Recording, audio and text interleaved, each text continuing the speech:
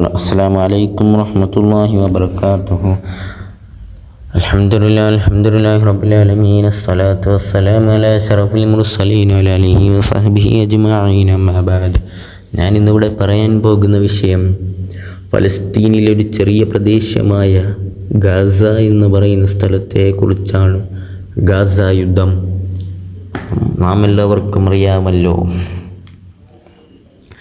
ഫലസ്തീൻ എന്ന പ്രദേശത്തേക്ക് പ്രത്യേകമായി കുടിയേറി വന്ന ഒരു രാഷ്ട്രമാണ്, ജൂതന്മാരുടെ നേതൃത്വത്തിൽ വന്ന രാഷ്ട്രമാണ് ഇസ്രായേൽ.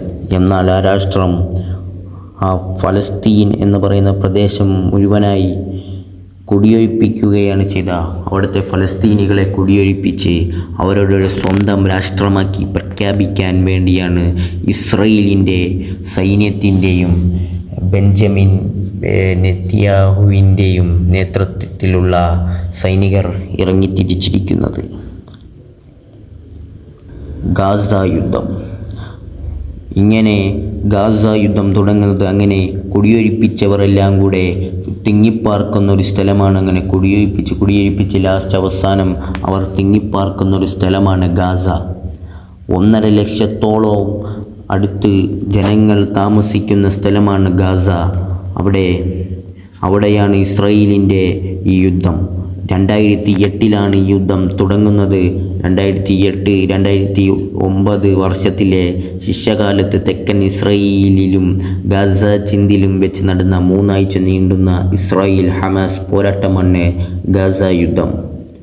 ഓപ്പറേഷൻ കാസ്റ്റ് ലീഡ് എന്ന നാമകരണം ചെയ്യപ്പെട്ട ഈ ആക്രമണം 2008 ഡിസംബർ 7 ഗാസ ചിന്തിൽ ഇസ്രായേലാണ് തുടക്കമിട്ടത്.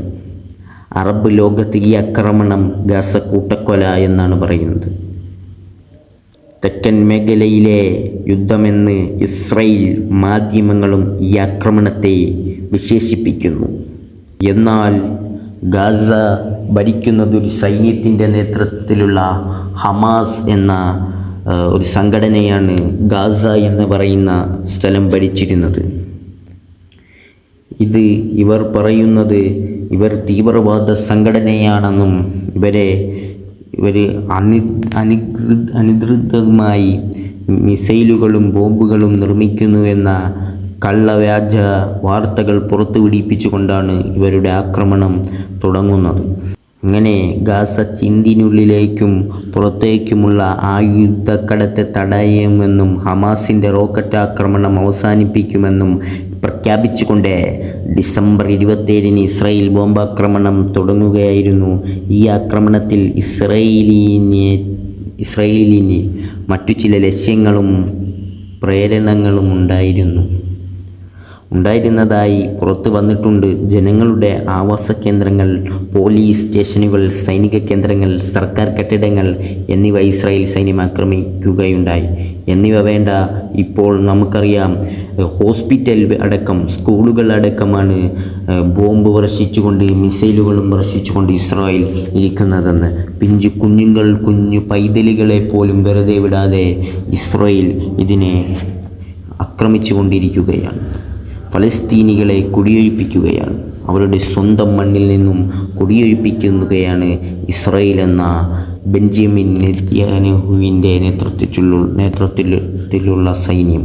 സാധാരണ പൗരന്മാരുടെ അവകാശ കേന്ദ്രങ്ങളും വ്യാപകമായി നശിപ്പിക്കപ്പെട്ടു.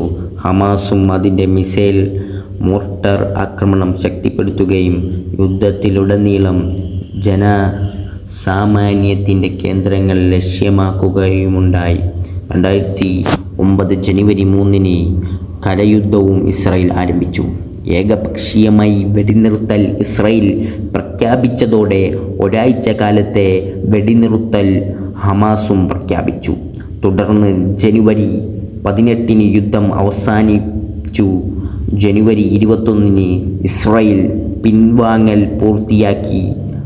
1166-നും 1417-നും ഇടയിലെണ്ണം വരുന്ന ഫലസ്തീനികളും 13 ഇസ്രായേലികളും ഈ ആക്രമണത്തിൽ കൊല്ലപ്പെട്ടു. വെള്ളമില്ലാതെ 4 ലക്ഷം ഗാസൻ ജനത വലഞ്ഞു. 400,000 വീടുകൾ നശിക്കപ്പെടുകയായി. 4000-ഓളം വീടുകൾ നശിക്കപ്പെട്ടു. കേടുപാടുകൾ സംഭവിച്ചു. ആ ഹോസ്പിറ്റലുകൾ എന്നിവ തകർന്നു. ഇപ്പോഴും നടന്നുകൊണ്ടിരിക്കുകയാണ്. ഗാസ എന്ന് പറയുന്ന പ്രദേശം ഫുള്ളായും തകർത്ത് തരിപ്പിടമാക്കി ഇരിക്കുകയാണ് ഇസ്രായേൽ. ഇതിനെതിരെ UN ആക്ഷൻ എടുത്തെങ്കിലും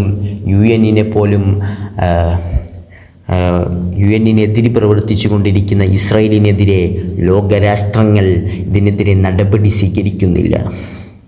എന്തിനു പോലും മുസ്ലിം രാജ്യങ്ങളായ അറബ് രാജ്യങ്ങൾ പോലും ഇതിനെതിരെ പ്രതിഷേധം ഉന്നയിക്കുന്നില്ല എന്ന് വേണം നാം ചിന്തിക്കേണ്ട പ്രധാന കാര്യം. പിഞ്ച് പൈതലുകളെ പോലും വെറുതെ വിടാത്ത ഒരു മനുഷ്യബോധമോ പോലുമില്ലാത്ത ഇസ്രായേലിൻ്റെ ക്രൂരമായ ആക്രമണം സ്ത്രീകളെയും കുഞ്ഞുങ്ങളെയും അടക്കം പുതിയ തലമുറകളെ നശിപ്പിക്കുക എന്നതാണ് ഇസ്രായേലിൻ്റെ മെയിൻ ഉദ്ദേശമെന്നാണ് നാം മനസ്സിലാക്കേണ്ടിയിരിക്കുന്നത്. നമുക്ക് വേണ്ടിയാണ് ഫലസ്തീനികൾ ഇപ്പോഴും അവിടെ തിങ്ങിപ്പാർക്കുന്നത്. നമ്മളുടെ ഒന്നാമത്തെ പള്ളിയായ മക്ക കഴിഞ്ഞാൽ മദീനയും, രണ്ടാമത്തെ പള്ളിയായ മദീനയും കഴിഞ്ഞാൽ നമുക്ക് ഏറ്റവും ശ്രേഷ്ഠമായ പള്ളിയാണ് മസ്ജിദുൽ ഖുദ്സ്. ആ പള്ളിക്ക് വേണ്ടിയാണ് അവർ ഇന്നും അവിടെ തിങ്ങിപ്പാർക്കുന്നത്. നാം അതൊക്കെ ഒന്ന് ഓർക്കുകയും അവർക്ക് വേണ്ടി ദുആ ചെയ്യുകയും വേണമെന്ന് ഓർമ്മപ്പെടുത്തിക്കൊണ്ട് ഞാൻ നിർത്തുന്നു. വാഖിർ ദഅ്വാന അൽഹംദുലില്ലാഹി റബ്ബിൽ ആലമീൻ. സ്വലാത്തു വസ്സലാമു അലാ റസൂലില്ലാഹി. അസ്സലാമു അലൈക്കും വറഹ്മത്തുള്ളാഹി വബറകാതുഹു.